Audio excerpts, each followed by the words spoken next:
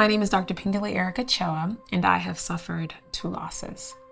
A miscarriage typically happens before 20 weeks, and what happens is the fetus doesn't develop properly, whether it's because of some chromosomal abnormality or a genetic abnormality. And so what happens is a woman suffers that loss, either presents itself through bleeding or abdominal pain, but they're unable to carry that pregnancy past 20 weeks. For some women, they may not have that diagnosis of a pregnancy established. For them, they haven't had that education surrounding miscarriage. They don't even know if they're pregnant really. And so they're coming to the emergency department, number one, to say, am I pregnant? Am I losing the baby? What's next? For those who have had an established pregnancy, so they've had an ultrasound outside of taking a home pregnancy test, so their provider has done a bedside ultrasound and shows that there is a baby and there's a heartbeat. At that point, they have something called a viable pregnancy. And so when they present to the emergency department with bleeding or abdominal pain, it could be 2 things. Number one, they just don't know. And so they just go straight to the emergency department because they have no idea. Number 2, I would say people are scared. Am I going to bleed to death? Is my pain normal? Is what's going on with my body? It's almost like this, I feel hopeless, and maybe there's something somebody can do in the emergency department. Even though I know my doctor told me that, you know, if I have bleeding or abdominal pain, to call her, and maybe that I'm going to have a miscarriage and I can follow up.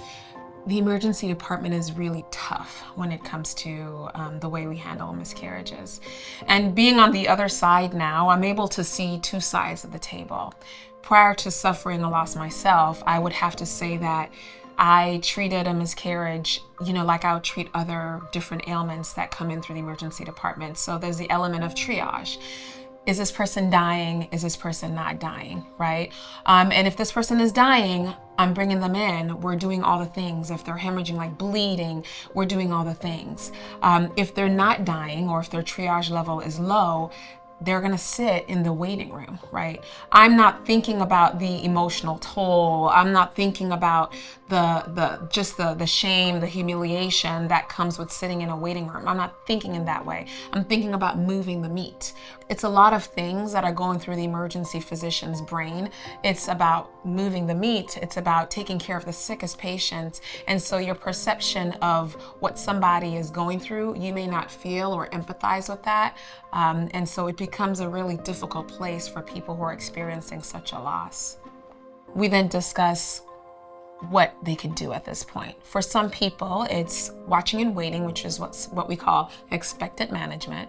And then for other people, it may look like, I need a little bit of help getting everything out. Maybe it's just a little spotting and I just don't want to go through this. And that may look in the form of medications. And for really rare cases where, maybe expectant management doesn't work, or they may not want to take medications to help, and they want to be done with this, we do offer something called DNC, but it's not typical how we start unless there's some complication, like there's a lot of bleeding or there's infection. It's not always the first choice. Like a lot of other topics in women's health, it's almost like a taboo to talk about it.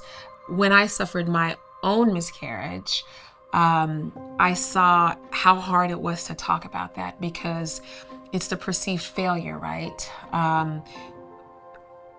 I remember, God bless her, but someone, telling me, well, you probably drank too much coffee, or it's all the traveling you're doing, right? It almost puts the blame on the woman for that loss.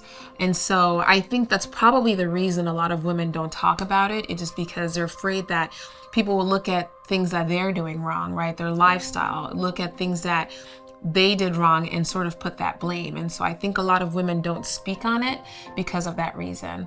That first miscarriage that I had was so impactful for my life. It was so impactful for my practice.